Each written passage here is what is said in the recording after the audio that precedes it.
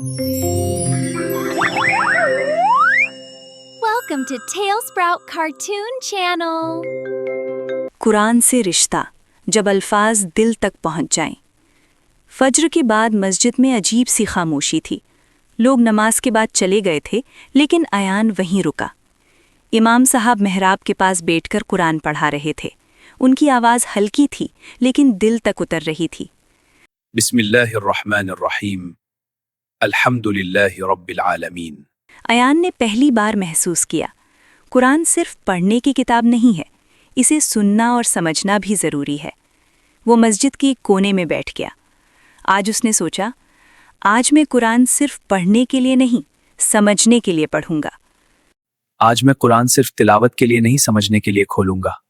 घर लौटते समय उसे बचपन याद आया। छोटा अयान नूरानी कायदा हाथ में कारी साहब के सामने बैठा। अलिफ, बा, ता।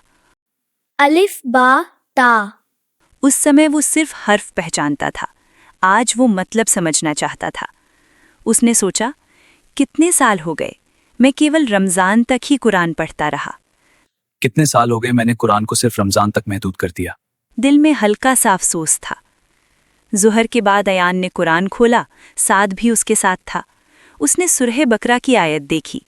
ये किताब हिदायत है उन लोगों के लिए जो परहेज़गार हैं। अयान रुक गया।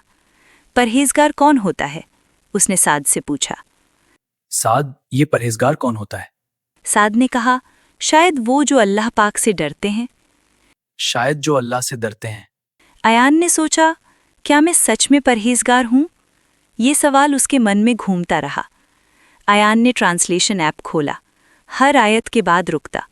सोचो, अगर ये अल्फाज सीधे मुझे बता रहे हों तो? उसने महसूस किया कि कुरान डांट नहीं रहा, बल्कि रास्ता दिखा रहा है।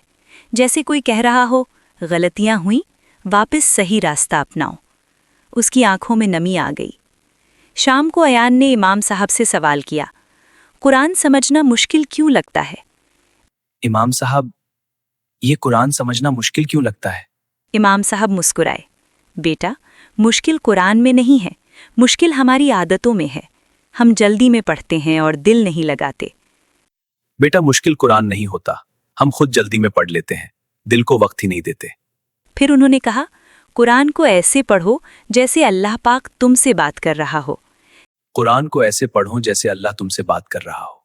ये बात अयान के लिए बहुत ख़ास थी। रात की तरावीह में जब इमाम साहब ने आयत पढ़ी, अल्लाह पाक सब्र करने वालों के साथ है। अल्लाह सब्र करने वालों के साथ है। अयान को लगा कि ये आयत सीधे उसके दिल में उतर गई। उसने सोचा, जब मैं गुस्सा नहीं करता, अल्लाह पाक मेरे साथ है। जब मैं माफ़ करता हूँ, अल्लाह पाक मेरे साथ है। उसने महसूस किया कि कुरान सिर्फ किताब नहीं, ये ज़िंदगी बदलने वाला पैगाम है। रात को अयान ने अपनी डायरी खोली और लिखा, आज का एहसास। कुरान मुझे जज नहीं करता, कुरान मुझे सुधारने का मौका देता है। मैं जितना करीब आता हूँ, उतना सुकून मिलता है। फिर उसने लिखा, या अल्लाह पाक, मुझे सिर्फ पढ़ने की तिलावत नहीं, बल्कि इसे समझने और अमल करने की ताकत दे। अगले दिन अयान ने तय किया कि रोज़ एक पारा पढ़ने के साथ 10 आयत का मतलब भी समझेगा। लेकिन दोपहर तक थकान, असाइनमेंट, नोटिफिकेशन, फ़ोन हाथ में आ गया। सोशल मीडिया स्क्रॉल, 30 मिनट निकल गए। दिल ने हल्का सा मलामत किया। कुरान का समय था। उसने फ़ोन को किनारे रखा, वुज़ू किया और फिर कुरान खोला। ये छोटी सी जीत थी। कुछ दिनों में अयान ने महसूस किया, उसकी ज़ुबान नरम हो गई है। वो जल्दी प्रतिक्रिया नहीं देता। दुआ करते समय शब्द गहरे हो गए हैं। उसने समझा, कुरान पढ़ने से ज़िंदगी नहीं बदलती, कुरान को अपनाने से बदलती है। कुरान पढ़ने से जिंदगी चेंज नहीं होती, कुरान को अपनाने से होती है। रमज़ान की रात थी, आसमान साफ। अयान छत पर खड़ा था, कुरान हाथ में।